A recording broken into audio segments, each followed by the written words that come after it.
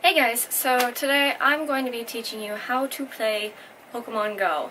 And I'm making this because I have been looking online for tutorials that teach the very basics, how to start playing, how to download the game, how to create a character, what are the mechanics for moving around in the game, and I haven't been able to find that, and I want to play with my family, and I can't teach them unless I have a tutorial for them. So hopefully this will be able to help a lot of people who want to teach their families how to play so everyone can play together. So this is a very basic instructional video on how to play Pokemon Go in 2018. Now you can download Pokemon Go from iTunes or on Google Play Store if you have Android, and I have Android, so that's where I downloaded mine from. So you can see on your screen that once it's downloaded, the application icon will appear and you can touch on that to open Pokemon Go. Just one simple touch. And now the game is open and it's asking you whether or not you want to sign in as a current player or create a new account. So for the purpose of this video, I'm going to create a new account. So again, you just touch where it says create account to open that area. And now you have a couple options. You can create an account with Facebook or Google or the Trainer Club. And it might be easier if you already have a Google account or a Facebook account to just go through there and make it with these accounts that you already have set up. So that's what I'm going to do. I'm going to go ahead and make it through Facebook. So it's going to ask you if you want to continue as your Facebook account, and you just say yes and you hit continue, and it should automatically open up to your Pokemon Go terms of service. Now you can go ahead and read all of this if you would like, but it is a pretty standard terms of service. So you can also unclick where it says email me events, offers, and updates. It's a really good idea to touch the check mark there and uncheck that. Otherwise you're going to be getting a lot of emails from them, and then you can hit accept. And again, it goes into another privacy policy, which you can read through if you would like. Otherwise, hit the X, one quick touch. And there you have it. Now, one of the things that happens when you open up the Pokemon Go, if you can't turn down your volume manually using the buttons on the side of your phone, it does have a very loud noise that comes with the game. And so I'm going to teach you how to turn that off. So if you can't get to the buttons on the side of your phone, don't worry. I will show you how to turn that off as soon as possible. But now you can see Professor Willow, and he is going to talk to you. And now to go through dialogue in these situations, all you have to do is touch on the screen, and the next phrase of dialogue is going to come up. And you can just tap through it really quickly if you don't want to read it, or if you would like to read it, read it and then tap. And now here is where you make your character. And this is an essential part of the game, but don't worry too much about it right now because you can always go back and customize your character more. This includes hair color, face, clothing, whatever. So I'm going to go with a girl. And I'm just going to keep it with the standard one, but just to show you, you can change hair color, and then you will hit choose. And let's say I want to change eyes, I'll make them green. And choose and hit the X. There we go. And then you're going to want to hit the arrow at the bottom right. If you don't like the selection that you've made and you want to go back and maybe be a boy instead, you'll hit the arrow on the left. And this is where you get into the accessories, and this can get very in-depth and detailed, and there are many updates for the game that add different clothing and different accessories that you can purchase with real money, or they are free to just use. I'm going to skip this for now, so I'm going to hit the arrow on the right. And it's going to ask you, are you all set? I'm going to say yes. And again, you can go back and change all of that if you're not happy with what you've picked. So now Professor Willow is up again, and he says there is a Pokemon nearby. So now we're starting to get into the gameplay. So again, just tap the screen anywhere you want to get through that dialogue. And then you have three choices here. Now the green one is called Bulbasaur, and he is a grass type Pokemon. The blue one is Squirtle, and a water type Pokemon. And Charmander is the orange red one, and he is a fire type Pokemon. So I'm gonna go with Squirtle. So to pick a Pokemon when it's out in the field like that, you just have to touch the Pokemon, and a circle will open up around it, and you should go into the catching staging area. And then it's going to ask you, do you want to use your augmented reality camera? Now, for this situation, I'm not going to, because I'm in my apartment, so it would just show my apartment. But the augmented reality camera is the special function for the Pokemon game because this is an augmented reality game. So it takes landmarks and maps and places in real life, and it puts them into this game. And that's what's so special about Pokemon Go. So when you turn on your augmented reality camera, it actually turns on your phone camera. So you will see whatever is around you. If you're out walking around on a road, you will see the road, and the Pokemon will appear in your camera screen. So if you want to see the augmented reality, you can hit yes, camera on, or you can hit maybe later, and you can always turn it on later. This is not a permanent situation. So I'm going to hit maybe later, and now we are getting into the gameplay. So, how to catch a Pokemon. This is very important. This is the whole point of the game, is to catch and collect Pokemon. This is a collection game. So now here you can see that it is showing you the movement that you want to make when throwing your Pokeball. So what you're doing is you're throwing this Pokeball and you're trying to hit the Squirtle or whatever Pokemon that you may have up at the moment. And so think of it as throwing a ball. You need to have aim, you need to have depth of field, and you need to release the ball at the right moment. So you don't just slide the Pokeball up to the Pokemon and drop it. That's not how it works. Think of it as you're throwing it. So let's throw that Pokeball. Oh, and I missed. That was too close. So this Pokemon is too close. Let's try again. Ta-da! I hit it. Okay. So when you throw the Pokeball and it actually hits within that circle that is coming out of the Pokeball, then you have the opportunity to catch the Pokemon. So after it goes inside the ball is going to shake 3 times if it has caught the Pokemon. If it does not shake 3 times, it will explode open and you will have another chance to throw a Pokeball and catch a Pokemon. So now I have caught Squirtle. So it says the Stardust, which is on the left, which is 100 Stardust. It says the amount of candy that I got, which is 3 candy on the right, and the total amount of experience that I got. And that was 600 experience. So I'm going to hit OK. And you can see right now that Squirtle is being added to my Pokedex, which is an index of Pokemon that I have collected throughout the course of my game.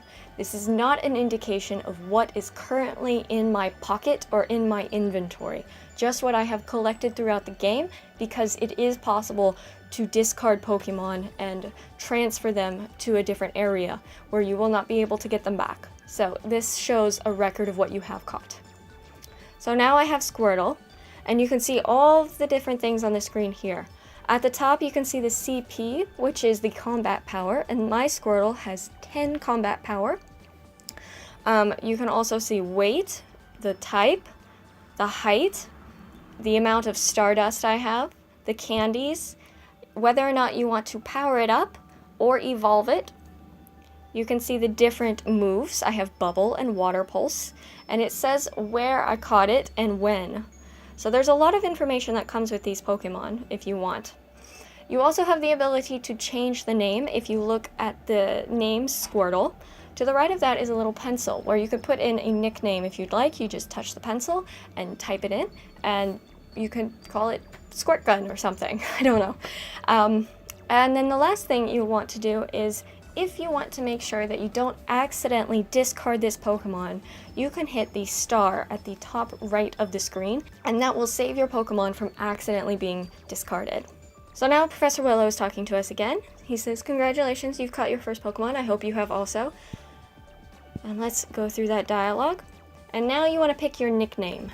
Alright, so this is tricky because a lot of nicknames have already been taken. The nicknames in this game are only a one-time use, so if someone has already taken that nickname, unfortunately it is gone. So you're going to have to be creative at this point. So I'm going to put in Dabble Devin 43. Dabble Devin is the name of my other account, and let's see. Are you sure? Yes, I am sure. Alright, that worked. I was lucky. So let's go through Professor Willow. Alright, he says something really important there, that Pokestops are where you're going to find more Pokeballs. And he shows you exactly that these Pokestops look like little poles with squares on top of them. But when you walk closer to them, they actually turn into circles, and that's how you know you're close enough to actually touch the Pokestop and spin it, and you'll be able to receive items. Now, this doesn't include only Pokeballs. It can include potions or eggs or many other things. So whenever you see one of those Pokestops change from a square to a circle, touch on that and spin the disc in the middle, and you'll be able to get the items that you need. And I'm sure I'll be able to show you that later too. And these Pokestops are usually found at prominent landmarks. So they could be at a famous statue or a famous monument or a famous restaurant or something. So keep an eye out for those. Alright, it's time to go. So it's asking me to go find a Pokestop. So let's say, let's go. Now, if you look around, the way to move around this map is you want to take your finger and gently move it, like that. Now, this is one way to move around and just see the environment that you're in, and it'll show you exactly what is around you. And at this point, you might be able to recognize some landmarks in your area or some roads in your area because this is an augmented reality game. They have copied these landmarks and these roads exactly, or these lakes or these parks, and you can explore these in your area and go, oh, that's my park right next to my house, or oh, I know that building, that's a famous building, and you'll be able to open that Pokestop or walk to that area and get the Pokemon that are there. So at the bottom of your screen, you can see there is a white rectangle in the bottom right, and if you touch that, you will be able to see nearby Pokemon. And right now, these are all shadowed in. You don't know what they are because you have not discovered them yet. And if you'd like, you can touch on the one that is in the top left corner. That is the one that is going to be closest to you, and you will be able to see a close-up profile, well, shadow profile of the Pokemon. Also, the Pokestop where it is, there will be a actual image, real-life image of where that is. So if you recognize where that is, you know exactly where to go. There's also these little footprints underneath that image, 3 little footprints, and if you touch those, it'll pop you back into the map and show you exactly where that is. So where that Pokestop, that Pokemon is next to. So this little box shows you Pokemon that are nearby. Now, we have to go find this Pokestop so we can keep playing. But because I do not live right next to a Pokestop, we're going to have to take a field trip, so let's go outside and get this Pokestop. Now, this part of the game is what makes it so much fun, is that you actually get to go out and explore different areas in your neighborhood that you might not know about, or ones that are super familiar to you and you just want to hang out in. So, I have finally reached close enough to the Pokestop. I'm gonna put this right here. True field trip style. And now we are close enough, and you can see that the Pokestop has changed from a square to a circle. So I'm going to touch on that, and you'll be able to see that it has actually asked me to spin this disc that popped up in the center with the image of this Pokestop on top. So I'm going to spin it. You can spin it right or left, either way, but it's just a gentle touch and release. And now you'll see I have a lot of Pokeballs floating around there. And you can touch every single one, or you can hit the X and it will automatically go into your inventory. Alright, so now I have leveled up to level 2. How cool is that? You're already level 2 too, I bet. So I'm going to touch my screen, and there is a Pokemon right there. And I'm going to show you one more time how to catch this Pokemon, so you have a very good grasp on these basics. So I'm going to just touch on this Pokemon right here. He is a blue Totodile. Alright, he has popped up, and I don't know his CP. There's lots of question marks there, and that marks his combat power. So I'm going to throw this Pokemon. Ooh! I got it into that center circle. That means I got a nice throw. And depending on how small that center circle gets around the Pokemon, you can get a nice throw, a great throw, or an excellent throw, depending on how tiny that throw is. So sometimes there are challenges that require you to make like an excellent throw. Alright, I got him. So I'm going to hit OK, and Totodile is added to my Pokedex. I'm going to hit OK, or check. Ow. And here is something that happens a lot. When you open the game, it's going to give you a warning most of the time to not go into dangerous areas or to not play while driving Pokemon Go. It's not really an issue for me living in Japan, but it could be an issue for people living overseas. So please don't play Pokemon Go and drive. So if you would like to, let's see, zoom in on your screen a little bit, you would just make pinching fingers and zoom in like that. Or if you would like to zoom out, you'll have your pinching fingers go in and you'll get a very broad scope of the area that you are in. So now we can touch that Pokeball in the middle, and this is very important. So touch that in the middle and it will show you different options. You have Pokemon, Pokedex, Shop, and items. Now shop is just if you want to actually purchase items, Pokeballs, or special equipment in real life. And I don't think you're going to want to do that for this basics video. If we touch Pokemon, we'll be able to see the amount of Pokemon that we have actually caught in real life and are in our inventory. And let's see, we can organize this selection also. If we hit the circle on the bottom right, we can organize it with all of these filters. So depending on what you're looking for, you can find it that way. So let's click on the Pokeball again and let's go to Pokedex. Now you can see all of the Pokemon that you need to catch. There's a lot of Pokemon that you need to catch. So this is going to be a very long and enjoyable game for you.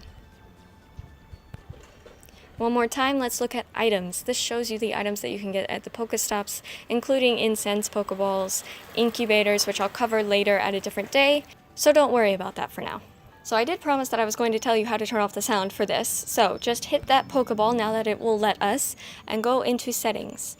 You are going to want to turn off the check mark, just touch it, for music and for sound effects. I keep my vibration on just so I know when a Pokemon is nearby, and that way I can see it. You also want to check on battery saver. This way Pokemon Go doesn't use all of your battery. It is a very battery heavy game because it must have GPS open at all times. So definitely turn on that battery saver to try and have your phone live as long as possible. So this is going to be all for this first basics video. I wanted to cover just the very simple basics of playing with your family if this is your first time playing and you wanted to know the mechanics of the game and how to actually move around and how to catch Pokemon and collect them. So if you want to learn more about Pokemon Go and you want to get more invested in the game, I will be making a part 2 that covers raid battles, battling in gyms, eggs, walking around into different areas, and more collecting strategies. So if you would like to watch that, please keep an eye out on this channel for that video, which will be coming soon. Also, if you're interested in learning more about my daily life here in Tokyo, you can check out my vlog channel. It's called Dabble Devin. I'll have it linked over here somewhere. So go check that out if you're interested, and keep an eye out for that next video. Thanks so much for watching. Bye guys.